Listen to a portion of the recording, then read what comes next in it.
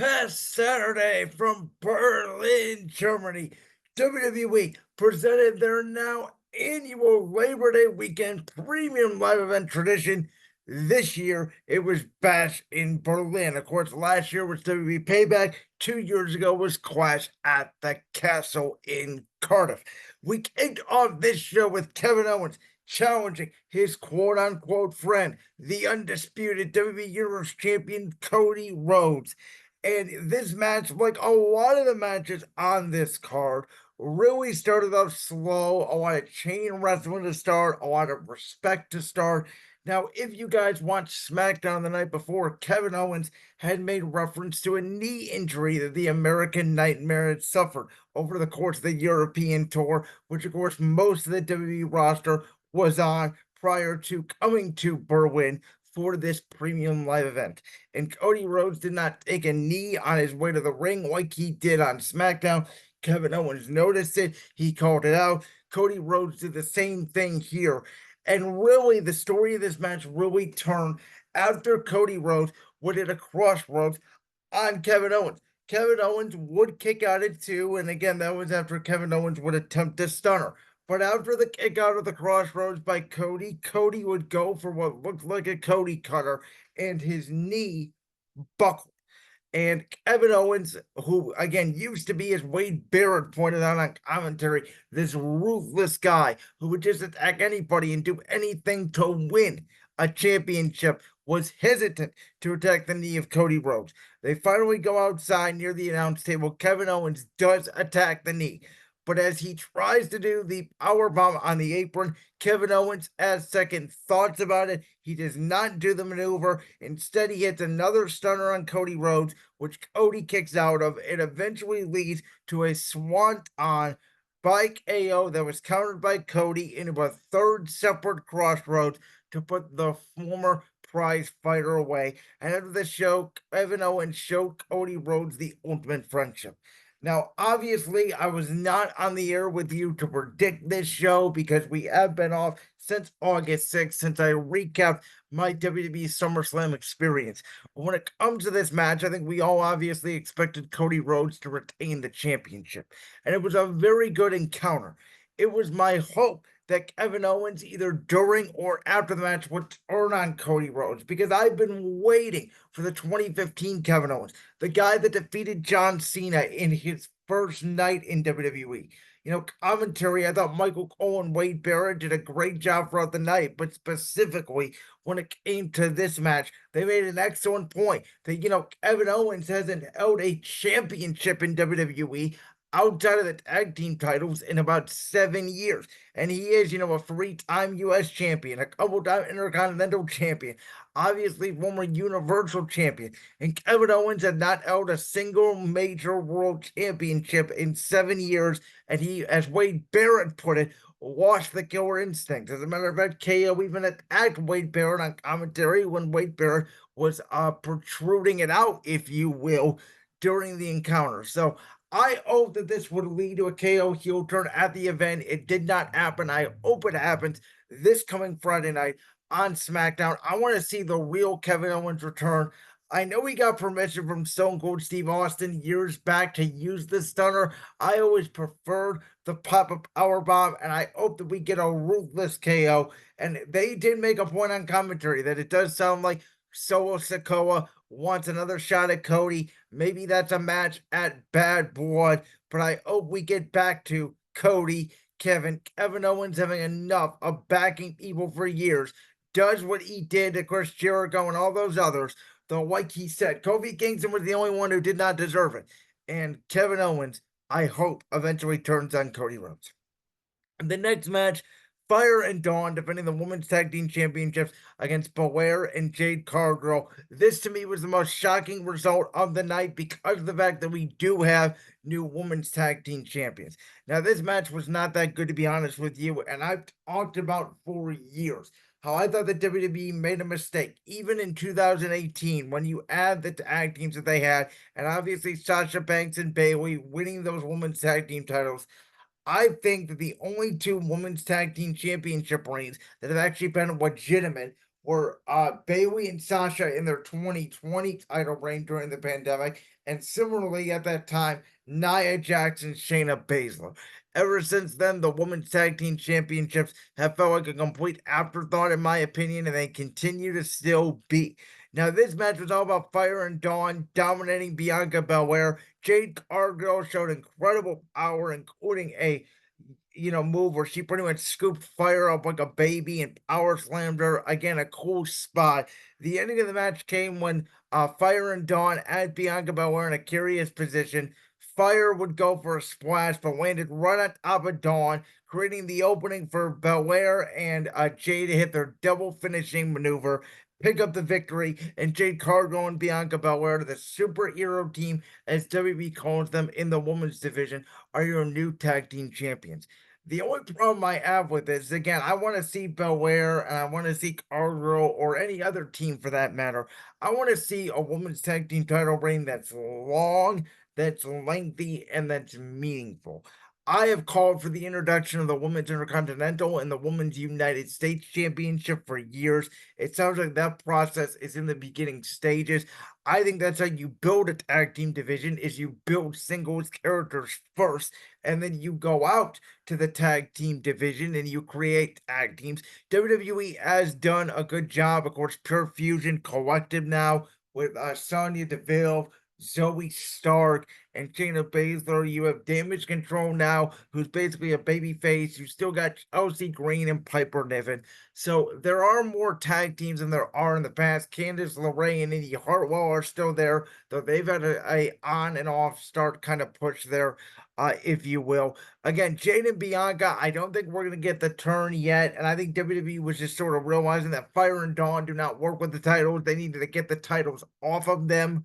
And so for that reason, that's why I think they made the switch. I don't think we get the Jade Bianca turn though till maybe 2025, because that looks like that could be a WrestleMania encounter, and it doesn't even have to be for the championship, in my opinion. It can be a rare women's match on that level, especially at WrestleMania, where a championship does not have to be involved. I think there's only been one in the history of WrestleMania, and that was when Liv Morgan and Natalya faced off in the kickoff show of the pandemic WrestleMania, WrestleMania 36. So, very interesting there. Then we get to possibly my favorite match of the night, though I don't know. The main event gave it a run for its money.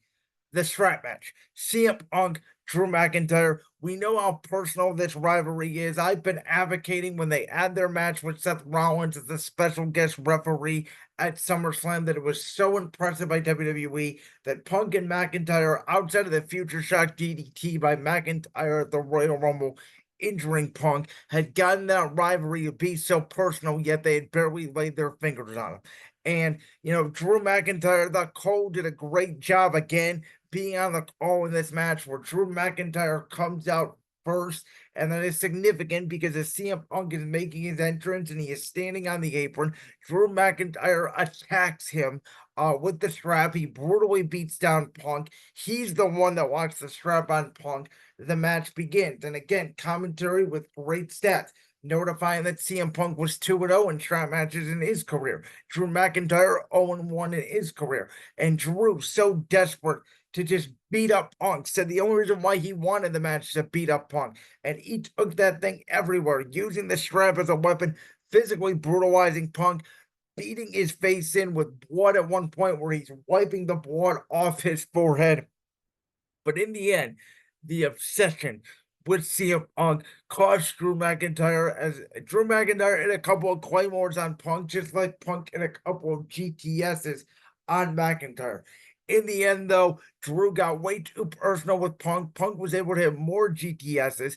CM Punk was able to get the bracelet back that he is obviously owed with his dog Larry and his wife AJ Lee on it. And CM Punk was able to hit about 3 or 4 GTSs in succession, beating McIntyre enough down to allow him to touch all 4 corners of the ring. I thought a really cool spot later in the match was when Drew was picking up CM Punk and went to touch all 4 corners, and Punk was on his back, and Punk was touching the corners at the same time, and then they raced for the 4th spot. Strap matches are one of my favorite matches in WWE just because you can't really fake getting whipped by a strap, in my opinion. And also, I do like the concept that you have to touch all four corners in succession. And again, WWE now with their updated rule book, if you will, the updated regime now that Triple H is taking over, really, I think does a good job at reinforcing the rules, making everything seem logical. And the fact the referee was wrapped off of it. Hey, when somebody throws a punch or somebody throws a move that stops the opponent's momentum, everything resets, and that you have to touch all four corners in succession. I personally prefer that version of the strap match versus the pinfall version. Again, very physical, brutal match. I thought this was better than their match that I was in attendance for at Cleveland Browns Stadium at WWE SummerSlam 2024. And I thought that, CM Punk would win this match. I thought we'd get McIntyre won, Punk won. Now we get who wins the Hell in a Cell bout between CM Punk and Drew McIntyre at Bad Blood. And that rivalry has been so personal, you can make an argument it should main event the PLE. Though obviously Cody Rhodes, being from Atlanta, will have something to say about it. And our next match will have something to say about it because Dirty Dom and Liv Morgan, those two timing backstabbing bastards, got what's coming to them. Now, there wasn't as much interference from the new Judgment Day members as I thought there would be, and they barely put up a fight. Finn Balor did deliver a sling blade to Damian Priest, but it did not matter in the end because Damian Priest did a tremendous shoulder tackle to JD McDonough. Damian Priest took out Dominic Mysterio. Rhea Ripley took out Carlito. They took out JD McDonough, and there was nothing left. There was a moment where, again, Finn Balor did it, the sling blade on Priest, with the referee distracted. Dom would hit a splash on the Priest, but Damian Priest would kick out at 2. I loved another spot where Rhea Ripley and Damian Priest did a double Razor's Edge to Liv Morgan, to Dominic Mysterio. But in the end, after a vicious headbutt by Ripley, the Riptide, Mommy, and El Champion formerly pick up the victory. The Terror Twins, I don't want the nickname. I think it's kind of cheesy. I like Michael Cole calling Dom and Liv the Bonnie and Clyde of WWE now with this new Judgment Day. I think we are going to get Priest and Balor potentially at Bad Blood. But I also think now, was it Liv Morgan and Dominic Mysterio stole that match at SummerSlam, which allowed Liv Morgan to retain the Women's Championship. Here, Rhea Ripley, in a little bit of a shock to me because I thought there'd be Judgment Day interference, and I thought Dom and Liv would find a way to pull this victory out. But now we have essentially Liv won, Rhea won.